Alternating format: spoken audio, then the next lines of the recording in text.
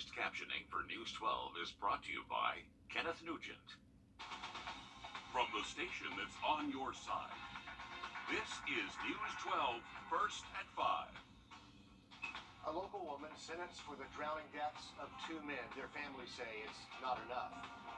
Honestly, I feel defeated. Today, the suspect in the drownings of those men appeared in court in Lincoln County. Shantover Kirkland pleading guilty to reckless conduct and 2 counts of involuntary manslaughter for the deaths of Ian Wilson and E.J. Kirk back in April of last year. She will serve 1 year in jail and an additional 9 years probation. Our cameras were not allowed in the courtroom today, but we did learn new details about what happened. The GBI confirms videos on social media, and the 911 call helped them pinpoint the spot where it happened, near the Cherokee Boat Launch at Clarks Hill Lake. The GBI special agent who testified says Kirkland rented 2 boats, which were parked and tied together. 18 friends were out there celebrating someone's birthday that day, and the GBI says Kirkland pushed EJ in the water, and then Ian dove in to save him. They were able to identify her based on the nails of the woman in the video. Family members of both victims spoke at the hearing today, still trying to come to terms with their grief. There's just the fact that, living your life every day knowing that you are responsible for 2 lives, taking the children away from their fathers, my mom away from her son. Shantover Kirkland also spoke at that hearing, apologizing, saying it was not intentional, and she's taking accountability for her actions. She says she's known EJ since she was 14 years old. The GBI says people on the boat did not know EJ couldn't swim. Charges now dropped against 3 Augusta men who had been accused in the death of a security guard after a scuffle at a Texas gym. The 3 men were arrested in late January. Now we're learning the grand jury returned a no bill, which means they did not find probable cause for murder charges. That's according to one of the men's family attorney. Authorities say the guard died at a hospital after a fight over a basketball game. Much more news ahead right now. A look at the weather. And again, that was Mary Green reporting from Columbia for us. Much more election coverage, of course, coming up on News 12. But we do want to let you know about this missing woman. The Richmond County Sheriff's Office asking for your help finding 78-year-old Linda Scarborough. She was last seen on the 2900 block of Algernon Drive around 9 o'clock yesterday morning. According to deputies, she uses a wheelchair to get around. They think she might be traveling to Alabama. If you've seen her, if you think you know where she might be, please call the number on your screen.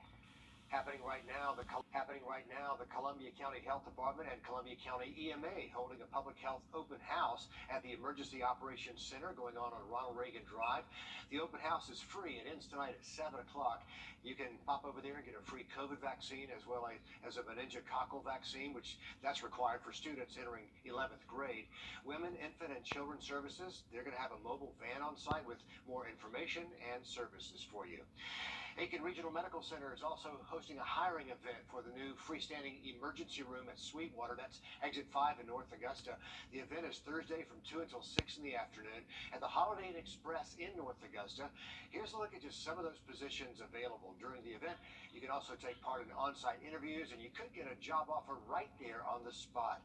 When it's fully open later this summer, the ER will be a full-service emergency department that will expand access and health care in North Augusta. When we come back, the January 6th hearing finishing about an hour ago, but they found the former president asking for a lot from other politicians. We'll get in on that coming up. Anthony. And we're going to be talking about the chance for a few scattered showers. Right now, high pressure is in control. That's kept us dry and sunny, but some changes are going to be on the way. We'll break down the full forecast coming up next. Thanks, Anthony. It is day 4 of those public hearings on the January 6th attack on the U.S. Capitol, with Georgia in the spotlight today. Today we heard emotional testimony from elections officials in multiple states and a Georgia poll worker, all saying they were harassed and threatened. NBC's Bree Jackson is in Washington after the court wrapped up with testimony from Georgia and Arizona.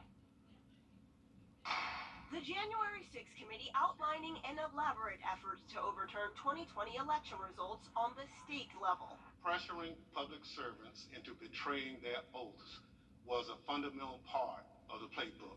This pressure campaign brought angry phone calls and texts, armed protests, intimidation, and all too often threats of violence and death. Stop the steal! Laying out video evidence showing protests against local election officials and hearing testimony honing in on the now infamous phone call between former President Trump and Georgia's Republican Secretary of State. I just want to find 11,780 votes. Earlier in the day, Trump took to social media defending himself, describing that phone call as perfect. We didn't have any votes to find. And later claiming Arizona's House Speaker, a Republican, agreed the election was rigged. Anywhere, anyone, anytime has said that I said the election was rigged, that would not be true.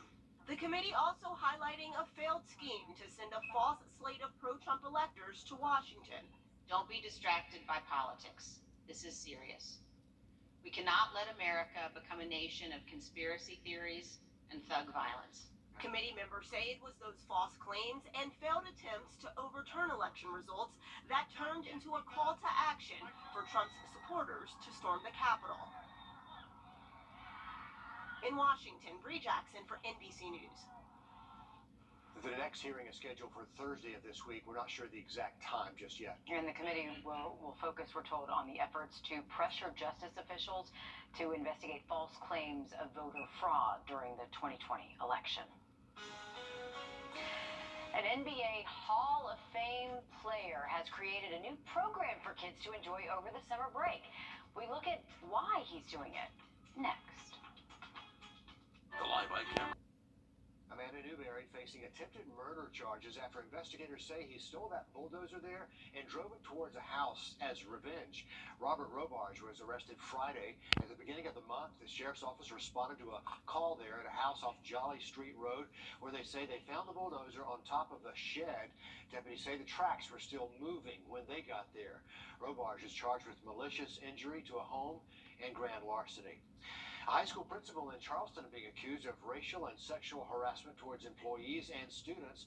According to a deposition, the principal had inappropriate conversations with her staff and even encouraged female students to have revenge sex instead of fights with their boyfriends. An employee says they witnessed a lot of conversations about the principal's personal life and former employees that included graphic details. That principal is now on paid administrative leave. The Charleston County School District is not commenting. A court judge in Florence did not make a decision about whether to hold Tiger King star in jail without bail.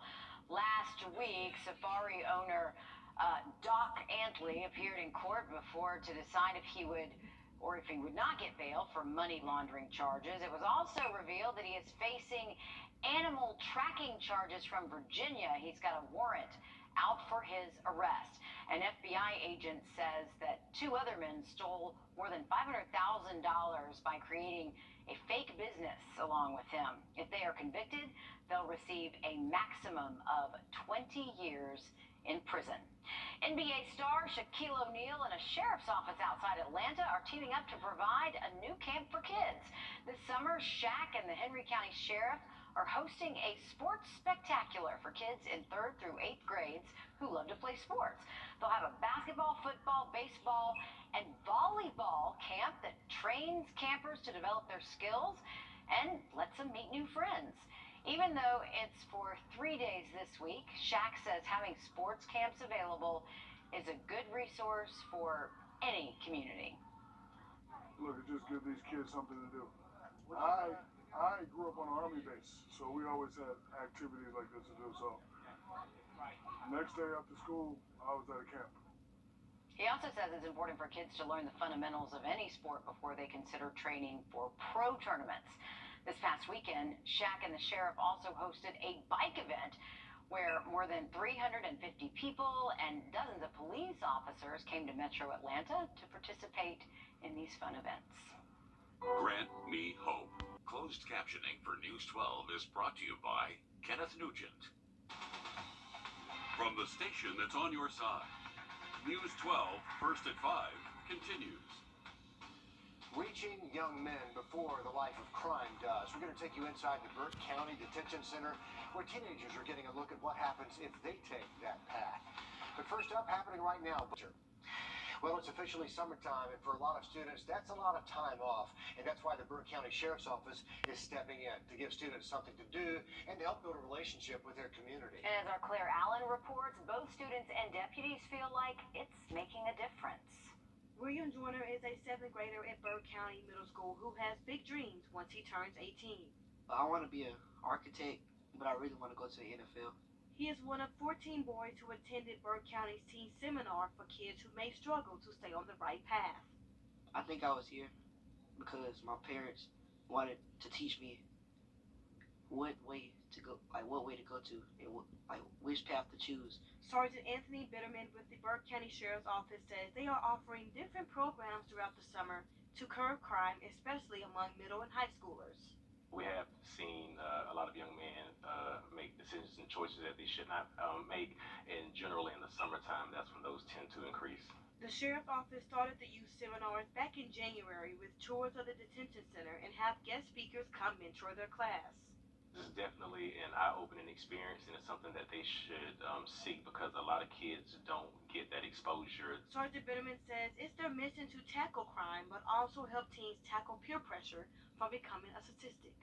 And we don't want them to think that, we're just out trying to arrest them. We want them to know that we are there for them. We are their friends. In Burke County, Claire Allen on your side. A great message there. This was Burke County's 4th seminar. They're going to be having one for girls in July. For more information, you can contact the Burke County Sheriff's Office. Of course, we will have that information for you on our website. And let us know if your kids attend and what they think. To sports now, more big-name golfers jumping ship to the lifting today. Like right now, I'm talking with... Okay, when we come back, one local camp hoping to light a spark in campers for a new job available in the future.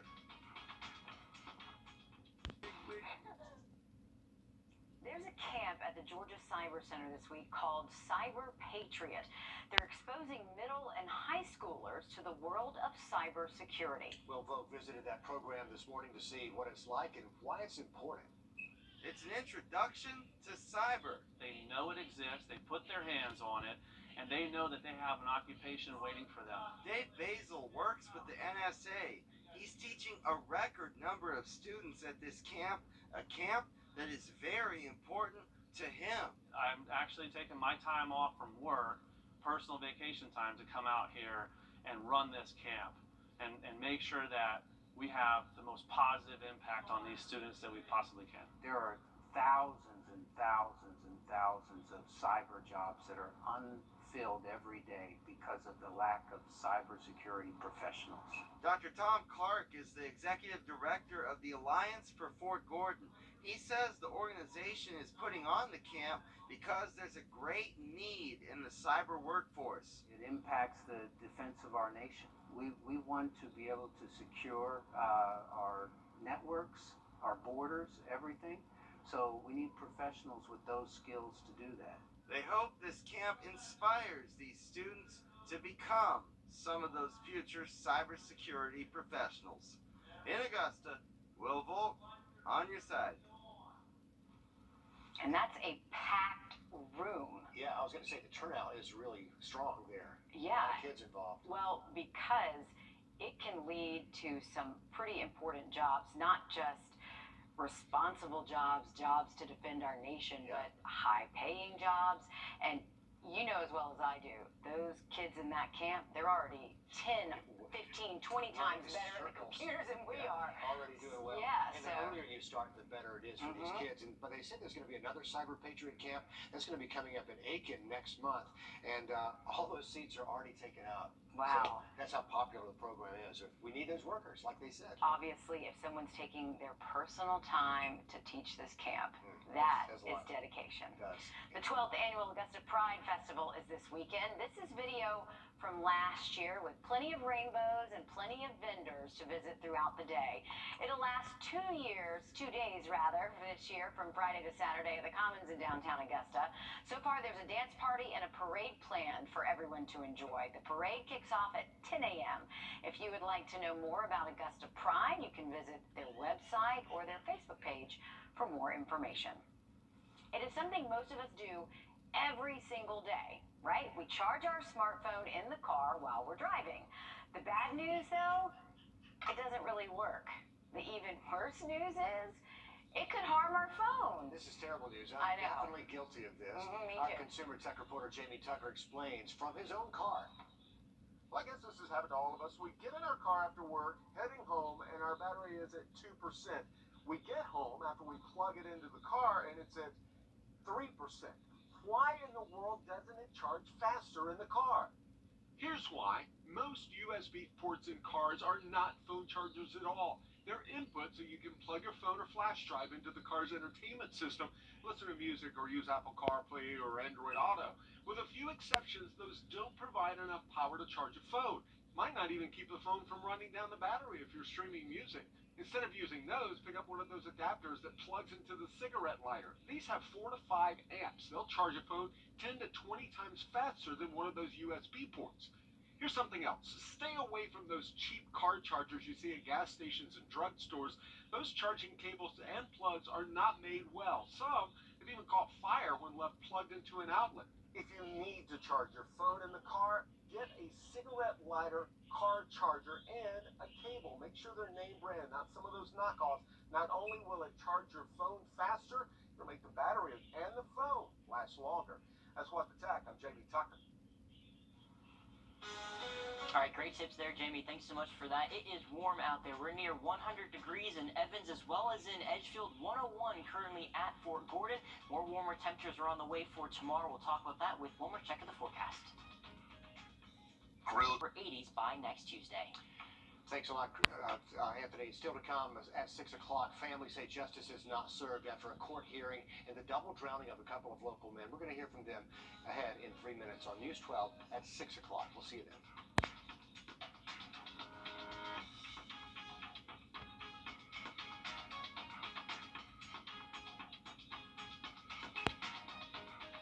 Investigate.